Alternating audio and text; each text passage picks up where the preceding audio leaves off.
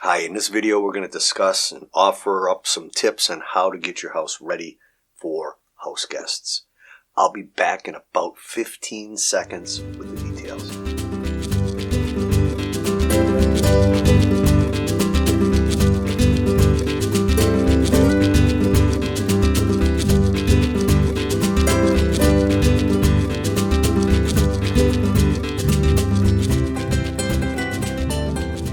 Okay, so you've got some guests arriving, and you know in your heart of hearts, for the most part, you want them to feel welcome and comfortable in your home.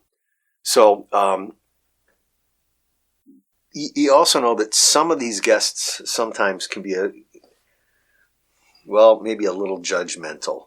So here are some of the things you can do to take some of the tension out of this situation. Now, you might feel squeamish about this one, but consider getting them a key.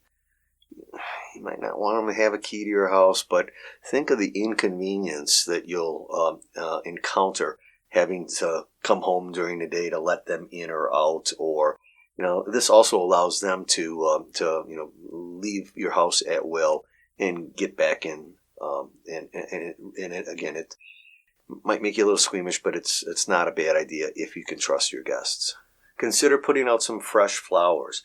Ensure you also have a lot of extra clean towels in the bathroom that they're going to be using. You might consider some incidentals to razor blade, toothbrush, Q-tips, cotton balls, and the like. Oftentimes your guest will forget these things, and you don't want them rummaging through your bathroom to find them. Now, for God's sakes, make sure your sheets are clean. Oftentimes, guest rooms are the benefactor of receiving things that you used to use and no longer want to use. So, if you do find that your bedding is tattered, threadborne, or your sheets are pilled, consider getting some new ones. Also, consider setting out some extra pillows and pillowcases in the room. Some people like to sleep with a couple of pillows, and so ensure you have some of those set aside in the closet. Also, put some robes out. A lot of times people don't want to get dressed up, and they just need to run downstairs for a glass of water or something, and having some robes or slippers in the room helps that situation. And keep us in mind with the robes. Put out some relevant reading material, some current magazines. Not old leftover People magazines that are 3 years old. If Uncle Bob's a fly fisherman, consider putting out the current issue of Field and Stream. Make some room in the closet for their clothing as well.